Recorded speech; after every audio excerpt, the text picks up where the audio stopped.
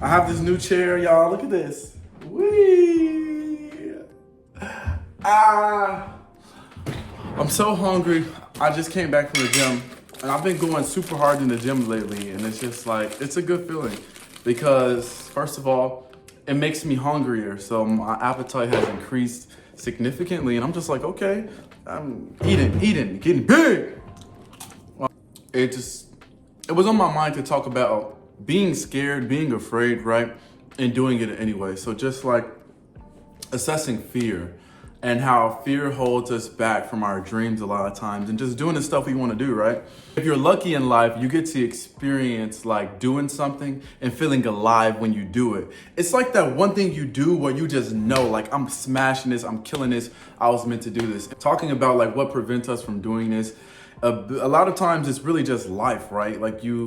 Life gets in the way of shit, especially if you're not born into money. Money is the biggest thing, right? Most people who are suppressed by fear, that fear comes down to like self-sustainability, right? Like being able to feed yourself, put a roof over your head and things like that. Like healthcare, like as we get older, we discover all these things, but when we're younger, we don't really think about them, right? They don't really come into our mind.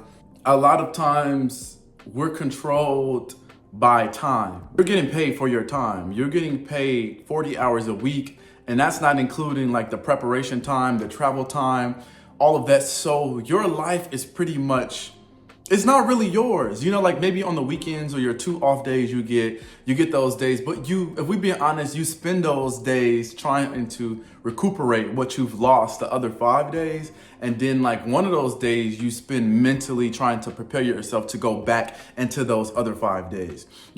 Hourly jobs are the worst because if you don't go to work, you don't get paid, you know, and they're clocking you by every second. You can't be late. It's like all this pressure, and most especially if you have bills, right?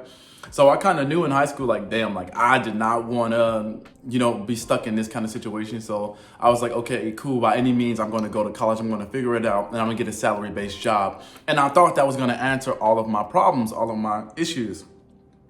Found myself in the same situation, being controlled by your time. So even though it's a salary job, they want a significant amount of your time in exchange for the money you're getting. But me personally, I felt like you can't put a price on my time. And if you can put a big price on my time, you know what I mean? I feel like even working as a scientist in corporate, the money was not, I just felt like I deserved more. I felt like my time was worth more money. I felt like this is not right, like I should not be putting in 40 hours or this many hours and getting this in exchange, especially after taxes. We're not gonna talk about that.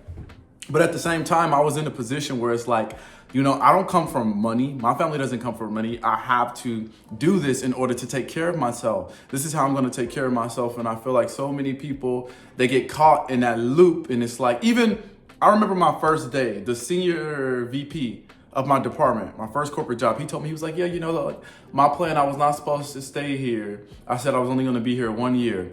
And then he was celebrating like his 30th year, so it's like things like that. It's easy to get caught into that cycle, most especially when you have to survive, right? So you have all these fears. And through that fear, they can control your time. Your time is controlled.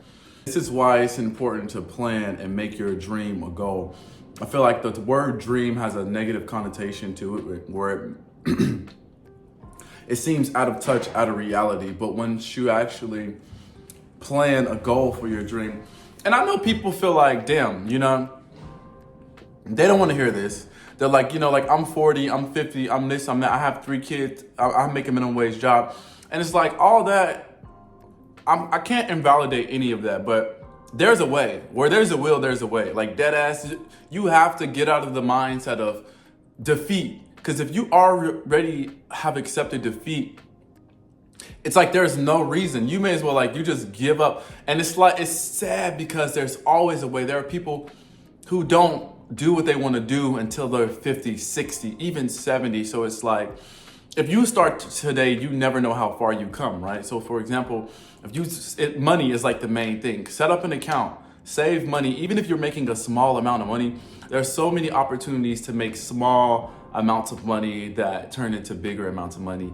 And even if it's not an ideal amount, you just have to define What amount of money is going to put you in a position where you can pursue things that you want to do, where you can actually afford to learn more about something you want to do or to invest more into something you want to do? You have to attach a number to that. Once you attach a number to that, you can calculate a plan to get that number. And once you get that number, you're one step ahead.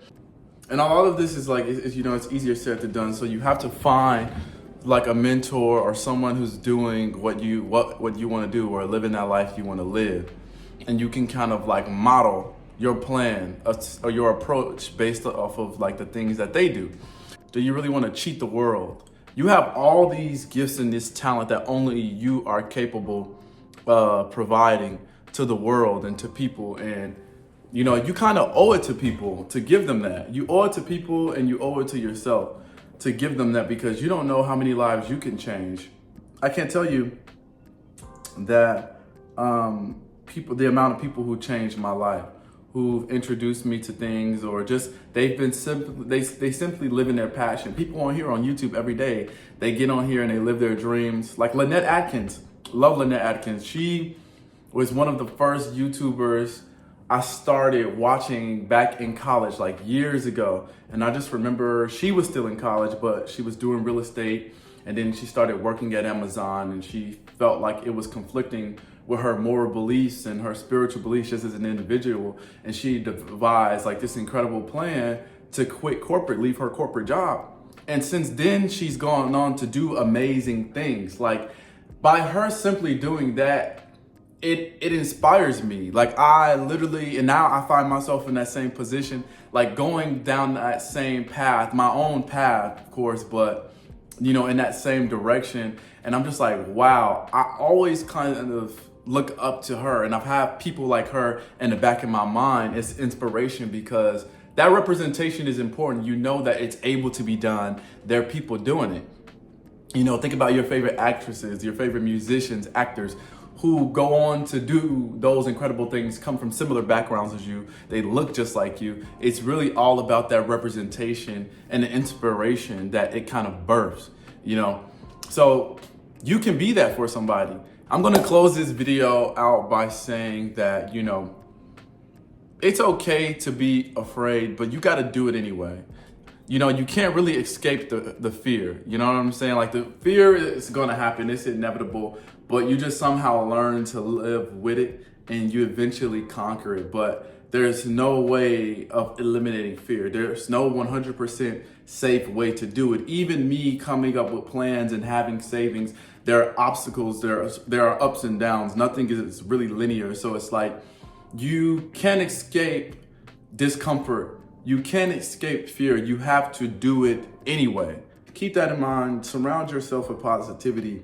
Like look at people who are doing the things you want to do. People who come from similar backgrounds as you, but they're at different places in life that you want to be.